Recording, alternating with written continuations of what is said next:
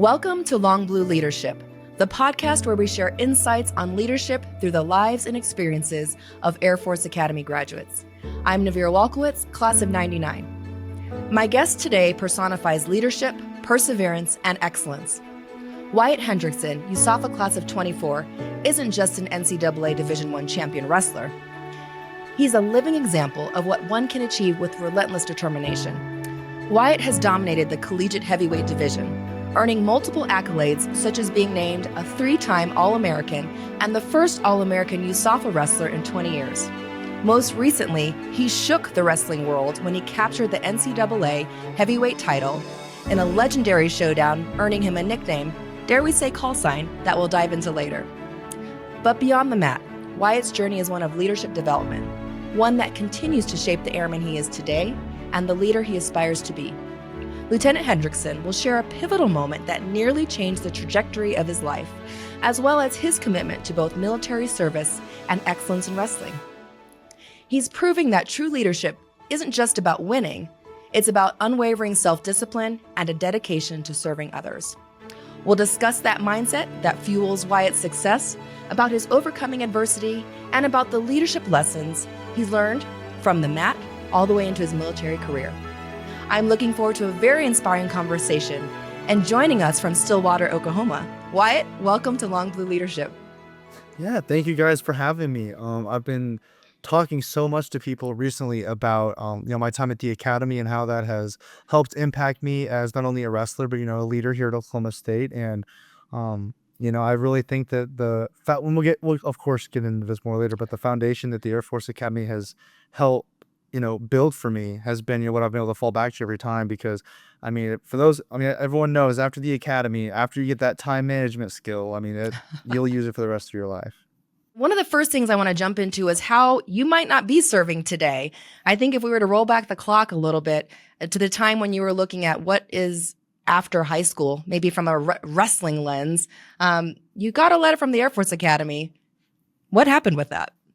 So I had actually taken one visit, and it was here to Oklahoma State University.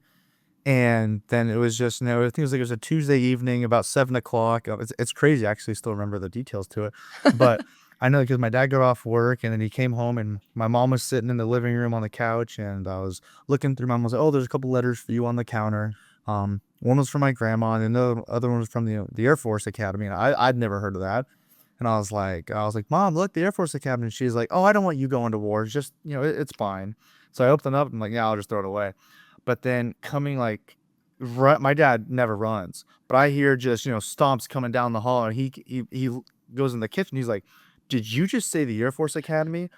And I'm like, "Yeah, it's probably just, something." He's like, "Do you know what that is?" I'm like, "No." And he, I threw it in the trash can, and he reached in, he grabbed it out, read it over, and he was like, "Son, they want you to go to the Air Force Academy." And I'm like, that sounds hard, But looking back, my dad had actually wanted to go be in the military, but to some, health concerns, he was never able to make that a reality. But he was very knowledgeable about everything, including the Air Force. My grandfather was in the Navy, but my dad, looked into everything and kind of showed me all the opportunities that were available. And what it came down to when I was looking for colleges was, hey, where do I see myself in 5 years?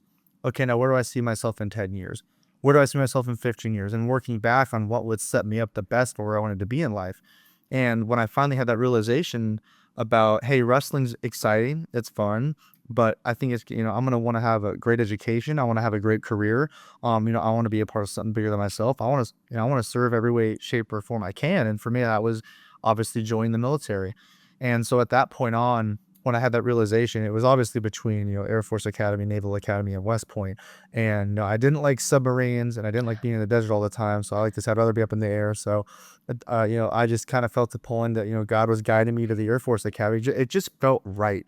There's some things you can't explain. It's just, you have a feeling on the inside that, hey, this is where I'm supposed to be. And you have that comforted feeling. So, if it weren't for my dad, I actually think about this sometimes.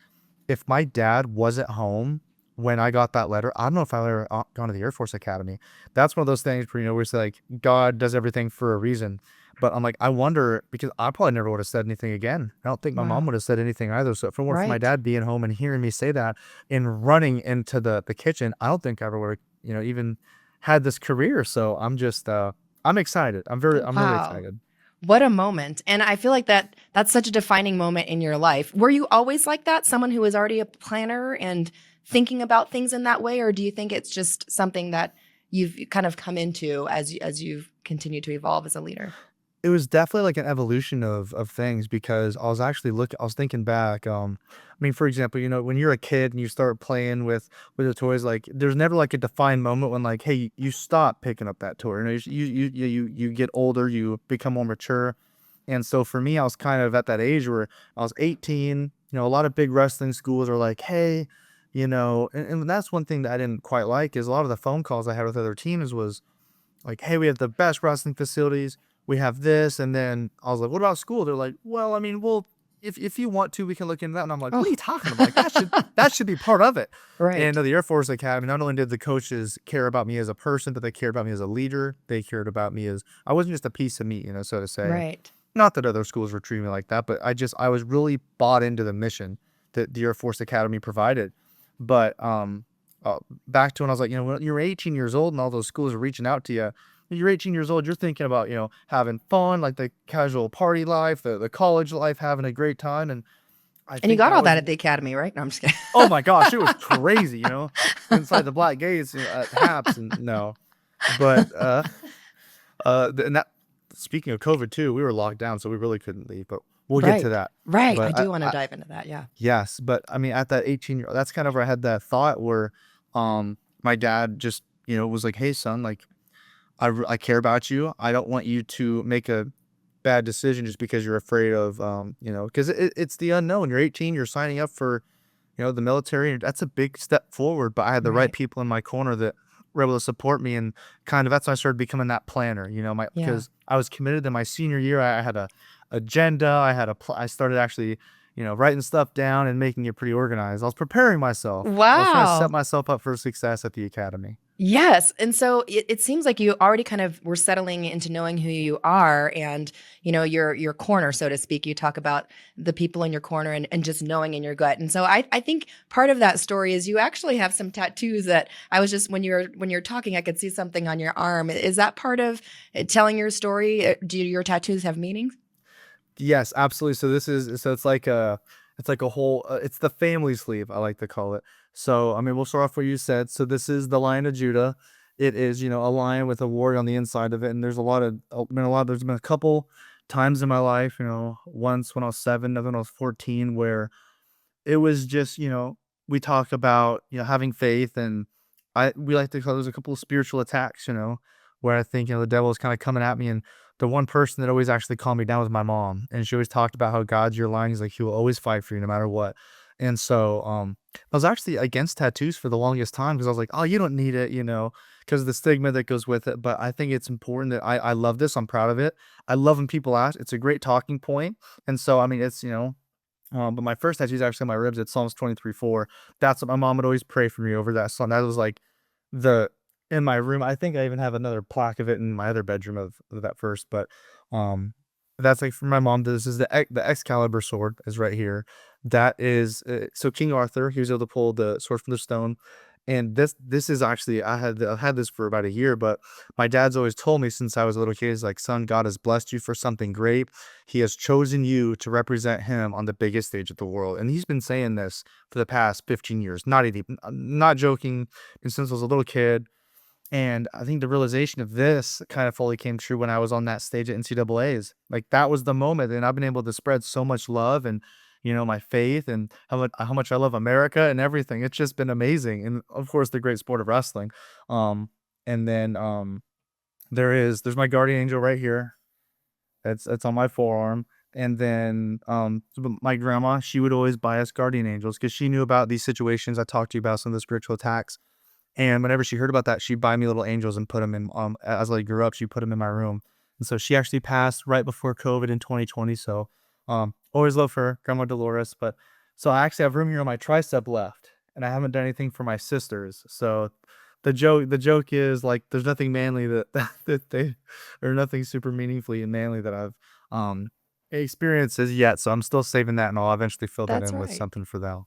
That family real estate, when you know what should go there. So Yes, love exactly. I'm not in that. a rush. It'll be there for the rest of my life. So Exactly. Well, I'd love to go back to that moment of Excalibur. Let's visit that moment on the mat. A lot of incredible things happened. You were down, and then there was about 30 seconds left, if I'm going off of memory, 30 seconds left, and it literally changed like that. Like, let's visit that moment. And I know that you've been asked this question, but what can you recall now that you've sat back from it for a few weeks, in that last 30 seconds? So first off, obviously for those who haven't seen the match, Gable Steveson, Olympic gold medalist, like two-time national champion, hasn't lost the match since 2019 in college. So, I mean, on paper, the match is over. He's already won. This is a you're throwing out a little kid against the guy with the sword. Like it's like in the eyes of on paper, and I knew that if people are tough until you punch them in the face. A bully is always be big and tough until you throw them off their game, and so from the very beginning of that match, our goal was to throw him off. And no one's fought him on any takedowns ever, like in his career. And so on that very first shot, I scrambled through and that messed with him big.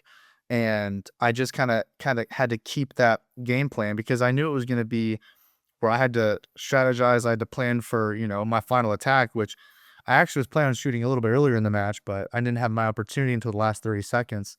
But I knew I was like, hey, I gotta take one dedicated shot because as soon as he feels that shot, if I don't make it, I probably won't get in again. So I actually had the leg and lost it.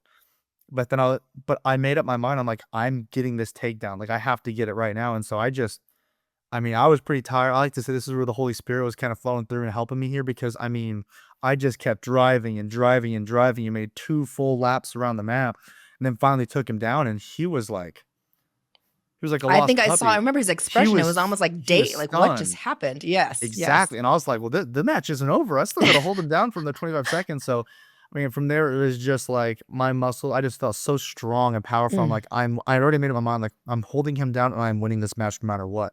And, couple more seconds passed by and I was the national champion. Well, you pulled that sword out of the stone for sure. And I think Yes. it was amazing. And, as a fellow, veteran and patriot, I mean, I think it was amazing to see you come in with the American flag, such honor to our country, and then have the commander in chief there. Talk a little bit about that moment. Was it just you recognized I should salute, or was that just a moment that I just saluted? Like, how did that even come about? Yeah. Wow, it was just it was a fulfillment of gratitude is the best way I can put it. So running in with the flag, obviously, I'm the only, to my knowledge, I play active duty member in NCAA wrestling, and so, I mean, I love what I do. It's an honor. I get to represent the great country of America as well as the United States Air Force. So I saw an opportunity there, and obviously Gable has won an Olympic gold medal, and that's when you throw the flag around your shoulders. But I mean, I've been a world champion as well, not an Olympic champion, but I was a world champion. So, that feeling of that flag around you, it means something a little bit more to me. I don't do it I'm doing all that stuff for myself and my team. So, but then after the match, I wasn't planning on putting the flag back on, but our trainer he was excited. He was like, here you go. Here's the Everybody's flag." I mean, excited. no one knew what to do. The whole arena was just like, didn't Right. know what was, and I love that. Going back to the pictures, everyone's so they're shocked. No one, Yes. the pictures, I I see still have more goose. every I'm getting single chill day. bumps just remembering watching all of this feed. I mean, every vantage point was just like everyone. Exactly what you just described. Yes. Yes, well, even we watched the video, I get goosebumps every time. I'm just like, Yes. oh, the commentary and everything was so good. But so I've actually met President Trump a couple years ago in Tulsa when he came to an NCAA tournament, and I was just like, the first thing I thought, I'm like, that'd be a pretty sweet picture, But I was like, well, I was like shocked, Right. I mean, I wasn't shocked, but I had a plan and the plan succeeded. I reached that goal. And by shocked, I mean like my body was shocked. Like it was so excited. I like kind of blacked out. I fell back. I was going to stand up, but I was just so excited, full of excitement. And then of course, I was like, oh, President Trump is also here. So I was just like, this man needs to understand that I'm glad he's here. I respect him for being here. I'm very grateful for his presence in this. So I just, it just kind of came naturally. And It looked like a pretty crisp salute too. So, I was impressed. Yes. I think your training at the academy paid off. oh yeah, absolutely. Well, and it's funny because for right now, so I'm in the WCAP program, which is the World Class Athlete program. That's allowing Mhm. me to wrestle at Oklahoma State and still continue my goals of being a 2028 Olympic gold medalist. And technically, my singlet is my uniform, even though this wasn't a WCAP singlet. Technically I was in uniform, You're in but uniform. Okay. yes. That is awesome. Well, actually, can we talk a little bit more about the WCAP program? And I'm glad you explained what that stood for, because I would imagine it's a very small number of elite athletes get to participate in this. What are Yes. the requirements to get there? And what does that mean for service after? So it's a 1-for-1. Pretty much every year you're in WCAP. So, I coming out of the academy of that 5-year commitment. So I'm planning on being this for 4 years. I think I'm maxed out at 4 years, which will be the 2028 Olympics. And Woohoo. so I'll have that 4 years, but it's a 1-for-1 every single year. So I'll still have that 5-year commitment after. So right now I'm looking at a total of 9. But Okay. yes, the world class athlete program is for those athletes who are training at a really high level and want to pursue their goals of ultimately going to the Olympics. That is the main goal for it.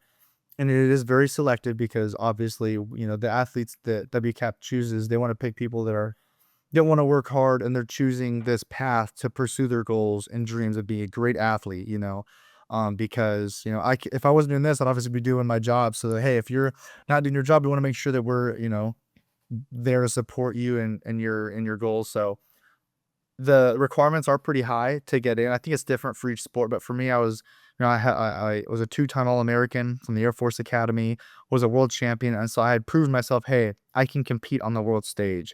So they were pretty. I'm really grateful for them accepting me into the program, and I've loved it ever since. That is incredible. And I think it's good for everyone to know that, that the service continues. Like, you actually are still serving while in the Correct. WCAP program Yes. in your hmm uniform. And then, it continues afterwards. So I'd like to visit a little bit about the mindset that you have as a wrestler, like, because this is your duty right now. Can we go a little bit to the basics? I mean, I think one of the things in your match, you had a plan. Do you always approach wrestling with a plan for a particular opponent, or do you just focus on being an expert in the basics and then executing them when needed? I love that question. That was it. That's the $1 million question right there. This is probably something I've been asked multiple times, but the way you just described it, you pretty much explained it perfectly for me. So a lot of people always assume when that happens, they're like, hey, like, what was your game plan for Gable? Or, hey, what did you start training for at him? And I'm like, well, that's just the thing. You don't. When we're in the practice room, we're not training to be one guy. We're not training to be the other guy. We're training to be everyone. We're training to be the best. And so when we're training, just like you said, it's mostly getting really, really, really good at the basics, because at the best level, you're not going to be doing anything fancy. It's not going to be backflips, somersaults, the flying knees, not a bunch of crazy stuff. Right. It's going to be, hey, who is the best at the basics? And I teach that when I teach these camps. I'm like, guys, these 7-year-olds like, oh, I know this. I'm like, dude, I'm 24 years old, been wrestling for twice as long as you've been alive, and I'm still struggling with this. Okay, you'll never reach the top of the mountain. And so that's part of it. Is you always need to realize that, hey, you got to keep getting better. Even the best wrestlers in the world are still trying to get better every day, because the day you stop trying to get better is the day you're going to start getting worse. Um, so training for that match, there were a couple of situations that are great examples. For example, Gable's a great wrestler. He's really good in a couple positions. And in the practice room, sometimes we made that, like, hey, this is something that we should probably work on. We're not using this so as soon as you wrestle Gable, we're using this to beat everyone against it. We're trying to make ourselves the best wrestlers possible. We're not just training specifically. Now, with that, there is a piece of it, like, in wrestling, there's, some people are right leg leads, some people are left leg leads, some people have a really hard collar tie. They'll mention that stuff to me. And before the match, like, hey, he's left leg lead, because that changes what shots I'm going to do. But we're not changing the way we wrestle. We're just like, okay, I'm being cognizant of, maybe some of his strengths and weaknesses right before the match.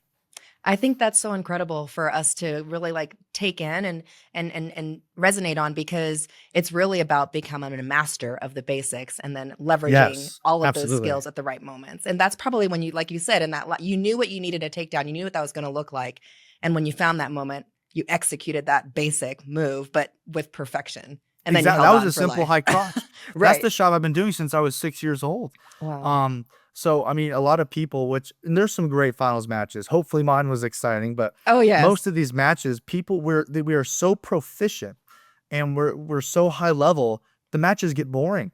Just because you know what you're gonna do, like, oh, well, if he does, like, both guys are so good at offense and defense, it looks boring. But it's like we're just so good, you can't do anything on each other. So some of those matches are low scoring. People are like, oh, those matches suck. And I'm like, that's what happens when it's the best against the best. It's Right. because it's hard to do that stuff on someone because they're the best in the world, just like you are. Right. So, my match was a little bit more interesting. Most heavyweights don't scramble. They're Yeah, not, you're not quick. as You're fast. quick for, I mean, yeah, very It impressive. was, yeah, thank you. But I mean, so hopefully my match was a little bit more exciting than people had expected. 100%. And I think that leads into, we've seen, I think in social media, different names you've been called. Some call them nicknames. Here in the Air Force, we call them call signs. But I've heard Captain America. I've heard Reacher. As I sit across you, I could see Reacher. Which resonates with you? And do you actually have a call sign on the mat? So, what I've been called is people they call me America's heavyweight. Oh, That's okay. been my most exciting one. So I actually have we have some custom shirts. It's cool, and America's heavyweight's kind of been because that's the most thing we've had for the past like 2 years, which has been exciting. But no, Yes. Captain America, I love that. I love every bit of it. But for sometimes I'm like, I mean, for me, the way I think of it, I'm like, I'm not a captain though. I'm like Yeah. Lieutenant America doesn't sound near as cool, but I love it. I think everything Yes. that there's more to that because people are like, oh yeah, you're Captain America, sounds the flag. But to me, I love that because the people I talk to, the way they explain it, like, hey, it's because you care about your country, you're willing to put others first, and that hit me. I'm like, dude, like, thank you. Like, that means more than just like, oh, it looks cool because you're in, blah blah. So the people that have been able to give me they understand more the meaning of it, and I'm like, that makes me feel good because at the end of the day, I love what I do. I love being a wrestler, but I'll be able to put on that uniform and represent this great country. That is amazing. All right. So, America's heavyweight, also Captain America. Let's talk about growing up in Newton, Kansas. Midwestern kid, dreams of wrestling, and you landed at the Air Force Academy. Can you talk a little bit about what your life was like as a child and then maybe the differences going to the Air Force Academy, especially since you didn't really have that in your sights? This is actually an important piece of the story that some people know. I'd say most people actually might not know this. My very first coach I ever had when I was 5 years old, his name was Matt Treaster, and he actually was a pilot in the Navy. He went to the Naval Academy and flew multiple time All-American. And so he was my very first coach I ever had. And so, I mean, obviously he told stories, I'm sure, throughout. I remember a little bit about him, but I was kind of introduced to planes from a young age, and I honestly didn't know that. I didn't know he was a naval pilot till I was like 15, 16 years old because I'm like, you can only fly in the Air Force. I was wrong. I didn't understand all that, but having him build that foundation, I already kind of had a peek at what it was going to be like a little bit, and in a small town of Newton, that was rare to have such a prestigious coach at such a young age, and so. Even the moves like we talked about, he taught me the basics. And the same moves he taught me were the ones I was hitting at the national tournament against those best wrestlers. So being from a small town small town, there's about 20,000 people. To me, that was a small town. But I mean, if you know anything about Kansas, Oklahoma, there's some towns with 20, 30 people. But I think that, my parents a long time ago never planned on ending up in Kansas or Newton. It just turned out that for their career, they're both chiropractors, so the right opportunity popped up, and they're only going to be there for a year or two.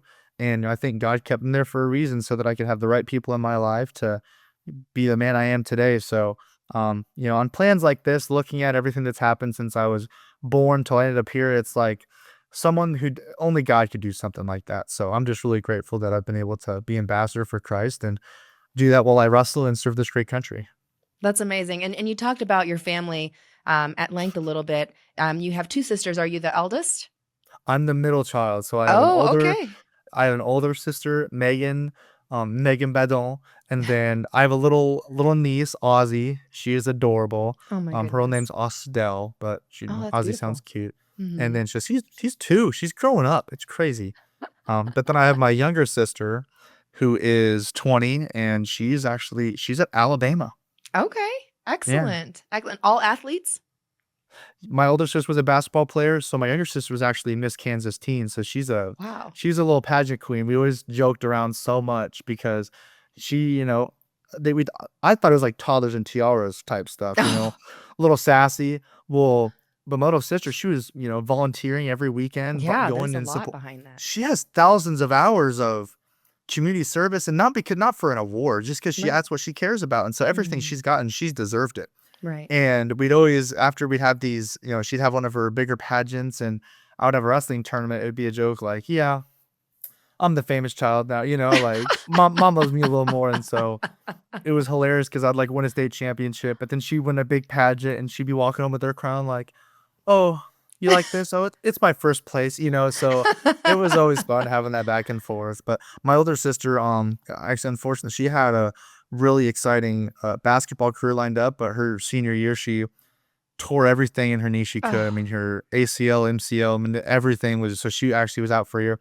She still ended up playing basketball in Kansas, but I mean, I still think of what could have happened if she would have not have that right. knee injury, because she was looking at some big colleges doing some great things. But like I Right. said, God's got a plan. But see, if that didn't happen, she would never met her husband. So, Oh, there you you know, go. Yes. sometimes God's doing stuff behind the curtains that we might not see right in front of us. Absolutely. And I love that your family is just one so deeply rooted in service. And I think finding, ways to continue to move forward and through adversity, what your sister kind of experienced. And let's talk about you in adversity, because it can't all be rainbows and easy, the things that you've accomplished throughout wrestling, throughout the academy. Let's visit some times where maybe you had some challenges at the academy or outside. Yeah, the academy was tough. So I mean, first off, I've been very, very lucky, very fortunate to not have any serious injuries. I've never had a surgery, I don't think. No, I've never had any surgeries for anything, any injuries. So I'm very grateful for that. Um, but I like you said that question, because this is actually, I thought back to COVID, and my strengths are physical strength, working out, stuff like that. The academy was something a little bit new. I was a preppy. I did go to the prep school, but my strengths obviously doing push-ups, doing some PT. Well, in COVID, there were rules. We can only PT for like 60 seconds. For the rest of that time, yeah, it was intense. Well, it wasn't.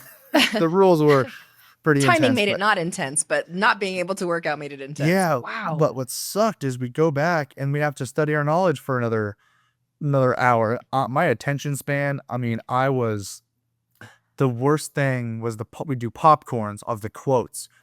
And my brain, I would always mess up. I felt so bad Oh, because I made everyone else have to redo it. And I'm like, dude, just make me do push-ups or make me run. Like, make me work out, please. Don't make me do this academic stuff. But I had some really helpful classmates that were there, and the schooling was hard.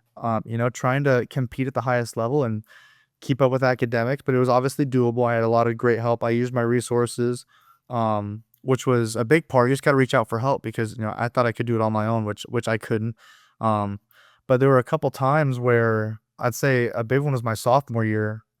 I was seeded fifth at the NCAA tournament, and I was it was setting up. I was gonna be the first All American in 19, 20 years at the time. It was my sophomore year, and I just kind of, I don't eh, I don't know if I was overconfident or what it was, but I went into that tournament and I was excited. I was looking for the finals, and I ended up being one of the big upsets. I lost. Someone beat me, and that ended up kicking me out of the tournament. And after that, I just went down a whirlwind, because I mean, I had trained all year. I'd been trying to do my best academically. I've been trying to do my best in the military, and I was like, wow, I can't even. I've been putting all my eggs in this basket of like sometimes, like on those days where I had a little bit extra homework, I was already on the side of, hey, I was going to get that extra work in, because that was meaningful to me. So that year I had sacrificed a little of academics sometimes just to get some of that training in. And then when it came down to it, for that, to pay dividends, that sent me down a pretty bad hole.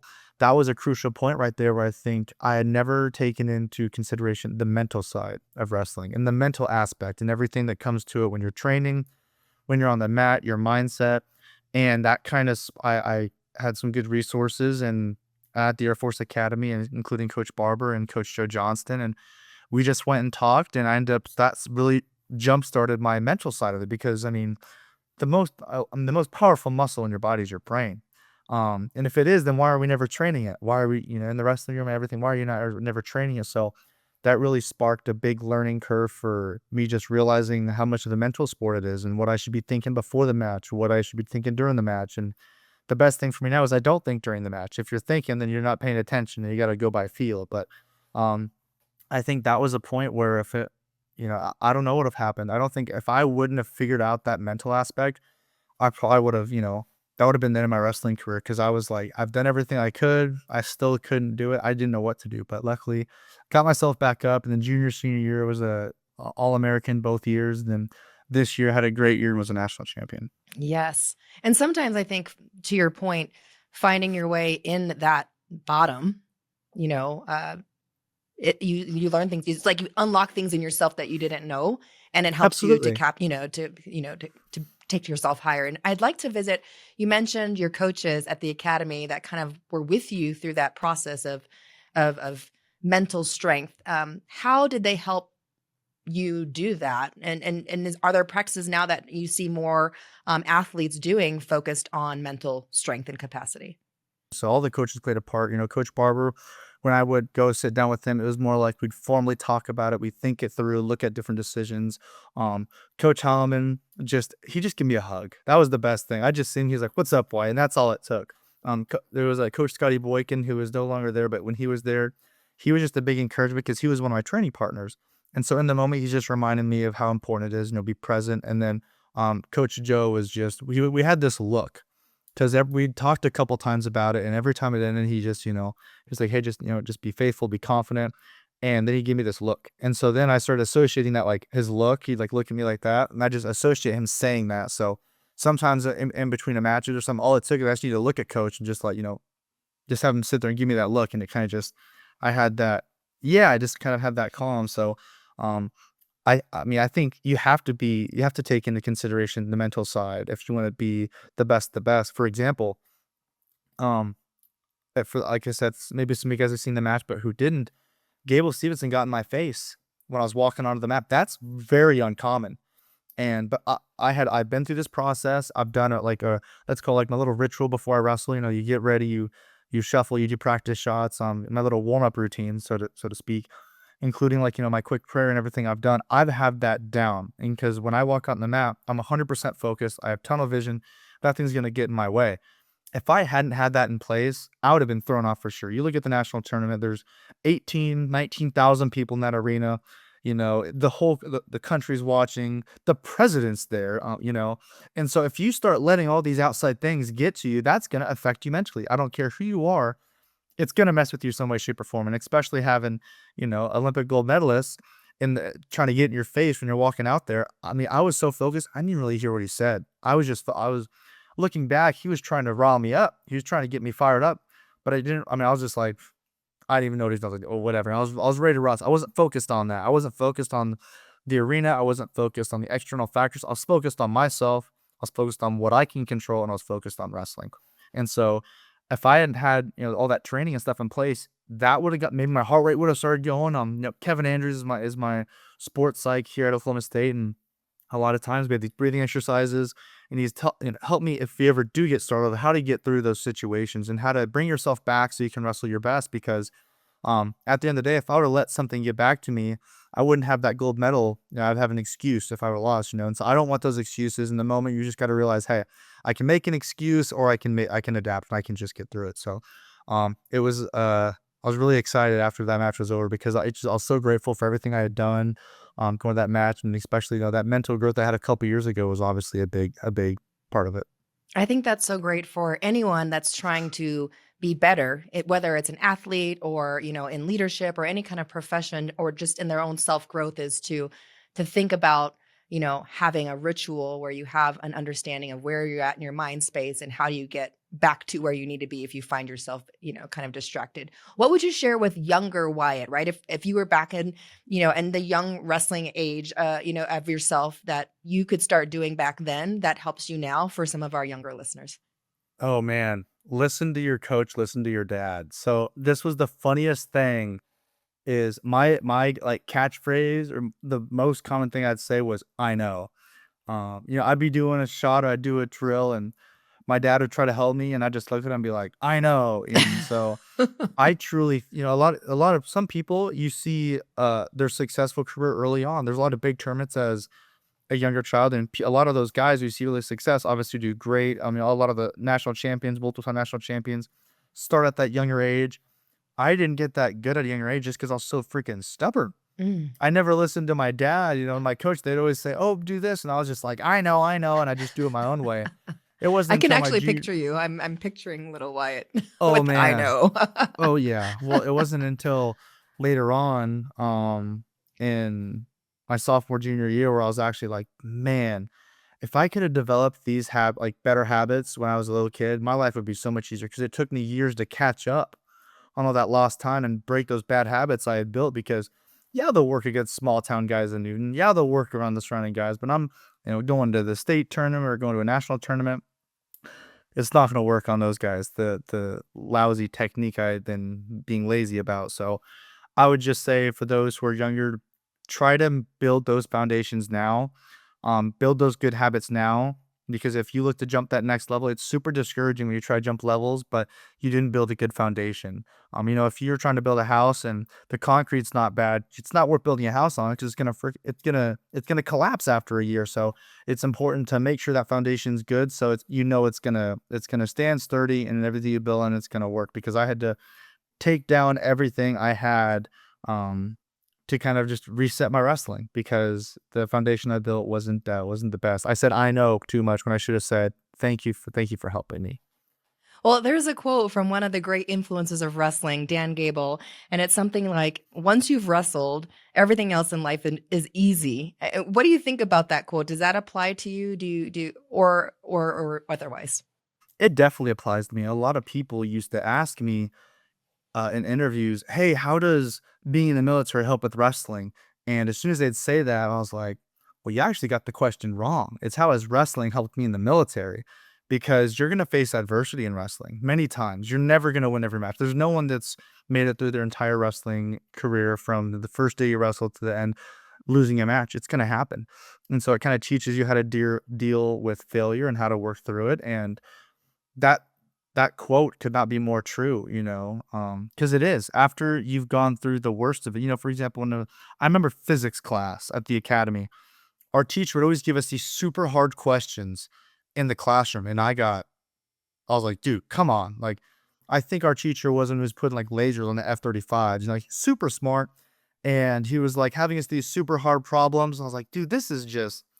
I was getting frustrated because I couldn't always figure them out, and sometimes I would, but and the test would roll around, and I'm like, "Oh, this is a lot easier." So he had already made it the worst we would ever see it, because then when it was anything less, it was a lot easier.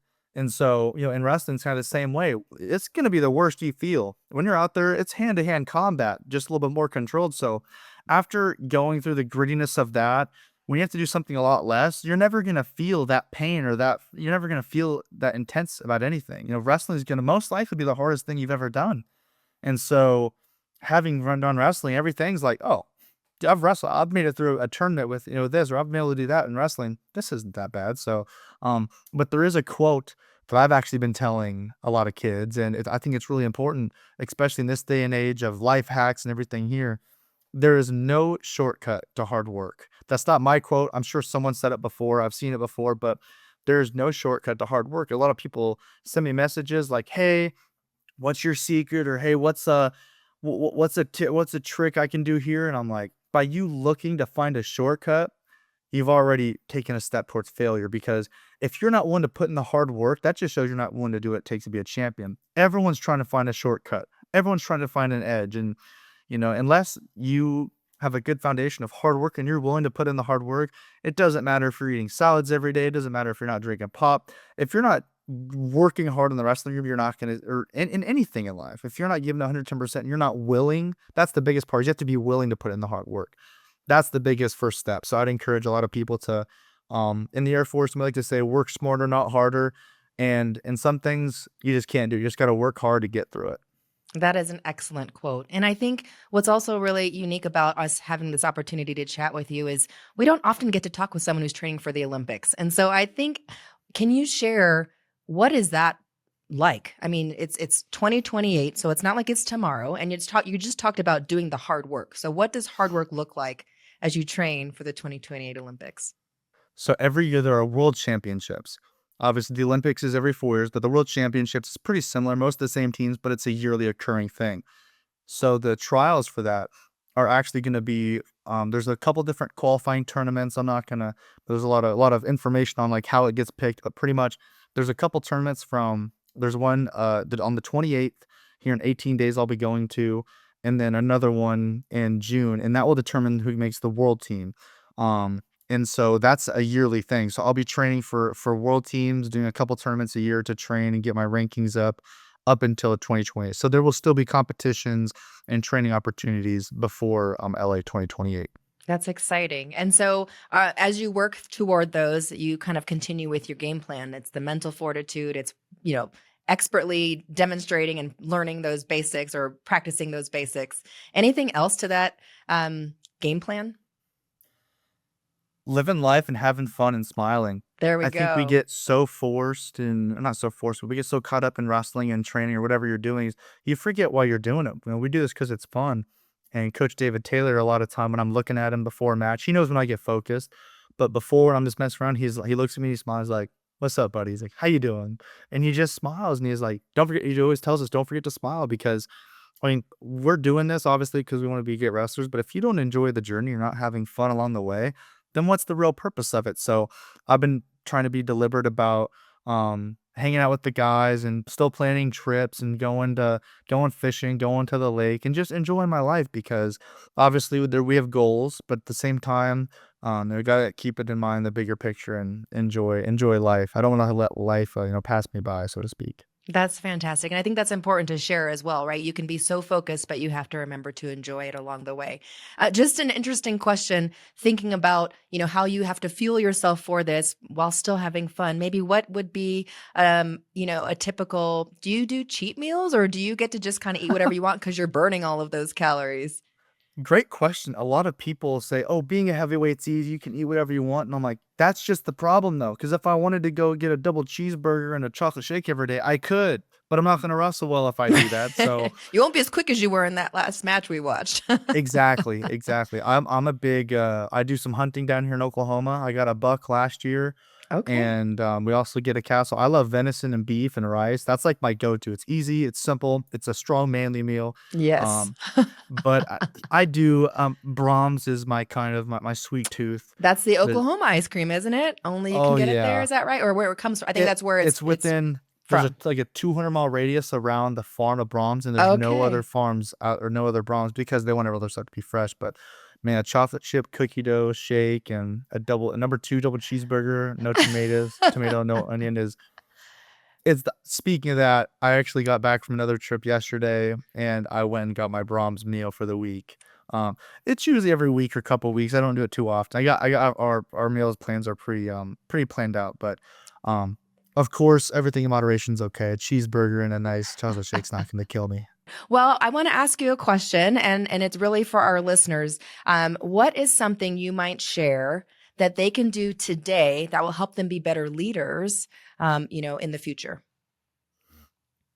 This is a little I'm gonna say it's probably a little cliche, but that's what's crazy is all these things seem cliche until you actually do it, put it into work. Because you hear stuff and it's something you've heard so much that you just you don't become focused on it. It's just like, "Oh, well, that's just" so for example, this is what it's gonna be. It's doing the little things right, and that could not be more true. I heard that so many times growing up, and I was like, "Yeah, whatever," because you just hear it so often, it just becomes a classic saying, and you forget what it actually means, and so for me, doing the little things right every day, even when I'm tying my shoes, I make sure. I mean, it's really integrity first, serve for self, and excellence in all we do. Um, that could not be more true. They're not doing that to try to look cool. They're trying to do that to help us and inspire us and help us apply it. And because words and stuff is just going to be whatever it is until you apply it and do it for yourself. And so, what I've been doing is whenever I find that I do a lot of the little things and don't take like everything I'm doing, whether it's a small practice problem in class or It's getting 5 extra shots in. It's those habits, and those habits will ultimately form your attitude, which will ultimately, present the outcome. But I wanna speak more about what I just said about the attitude and the small habits. So in wrestling, uh, if you are in practice and you don't give 110%, and sometimes you're doing your shots and you almost finish it, you're gonna develop that attitude. We do a lot of circuits. If I'm not, giving it every rep, if I'm slouching, that's gonna be the new normal for me, is not giving 110%. And then that my attitude's gonna develop like that. In a wrestling match, when I've been training, I've been like kind of conceding a little bit. I've been going not as hard. So that's gonna directly translate. And that's how it kind of was for my first couple years of wrestling. And then, we talk about that junior, senior year, and then this year I've had great successes. I took that stuff seriously. I stopped just like saying it or looking at the post on my wall, like, oh yeah, service for self, accents and all we do, do all little things right. And I just started applying, like, I'm gonna do this. You have to take action and start doing that stuff. And as soon as you do, everything takes care of the rest. But the biggest thing that sucks is people slouch on little things and thinking it's not going to affect them on the big things. That is nothing further than the truth, because it will. Like I said, it will develop your body, your nature, your habits, and your attitude based on what you do in everyday life. And so if you can just make that a habit, that'll be the new normal, is, doing everything right, doing everything well, doing it all correctly, and, being patient and doing all the little things right. So I would definitely encourage people out there to not overlook those, quotes sometimes. And it's good to just, not just read it and look at it, but sit there, look at it, read it, and sit there for 30 seconds and actually think about it, with purpose, not just to read it or something like that. I think that's really meaningful, especially when, you can just check a box, right? You can do it and box checked. But if you set Exactly. that normal level now, that's where you're at, right? You're no longer elite, you're here. And so I think that's really relevant. I just recently saw you were at the Air Force Academy, so you had a chance to Mhm. speak to the cadets at Mitchell Hall and walk around the terrazzo. What can you share? You just kind of talked about realizing you need to do the little things and do them really well to set new norms well. How can you get that to click for not just cadets, but for some of our younger alumni, or just those really starting in their leadership journeys? Because I think you get it, you've seen it translate onto the mat, but how do you get someone to make that connection if it's not so clearly driven to a goal, that is, I have this world-class championship coming up, or I have this Olympics, etc.? This is this is kind of along the lines of what I just spoke about. But whenever this is what's gonna boil down to. You need to do it for yourself and realize that you're doing it for yourself. For example, at the Air Force Academy, sometimes I caught myself and I was thinking about, whenever I was looking at doing homework, the first thing that I thought about, if it was getting hard, I was like, man, well, if I failed out the academy, my parents would be super pissed at me. They'd be super upset, or, man, if I don't do that good in this practice, like, coach is gonna be upset with me. And people, you're doing stuff out of fear of the results. You're not doing it for a purpose. And so, even when I remember I started doing better in academics, I wasn't thinking about, hey, I'm only doing this so my teacher won't get mad at me. Oh, I'm only doing this so I don't fail out here. I'm like, I'm gonna do this because I want to learn how to do this and be good at it. I've mentioned physics a couple times. Now as a class, I'm like, you know what? I'm gonna do this not because I'm gonna get good at this. I'm gonna do it because I want to learn and see what's going on here. And, as a leader at the Air Force Academy, I started going to those briefs, and I'm like, you know what? I'm not going to try to have a bad mindset. I'm not going to do it. I'm not going to show up here just to check a box. I'm going to show up here and try to take something from it. So what I did is I always carry around with me. Wow, I just don't have it with me. I have a couple. I bring like a notebook or a small little pamphlet just to write notes. And everything you do it with intent. Don't do it because you're afraid of a bad result, you're afraid of something here or there. Do it because you wanna do it, and you have to decide you're doing it for yourself, because obviously we do I wrestle for myself, I wrestle for the Air Force Academy, I wrestle for my family, but most important, you need to do it for yourself, no matter what it is. That goes across the board in life. So, if you're a cadet and you're struggling a little bit, I just encourage you, and you don't have to do everything at once. Don't walk into your room and don't wash your hands like, I'm doing this for myself. Don't go brush your teeth, and don't do that. But just, as soon as you feel that self realization that you're doing stuff for a purpose and you're doing it because you want to do it, it becomes a lot more fun and the journey becomes a lot more exciting. Because when a skier's going down a mountain, they're not focused on dodging all the trees. They're not looking at all the trees. They're looking at their path they see. So I just encourage you to focus on your goal and don't try to focus on the obstacles and stuff that might bring you back.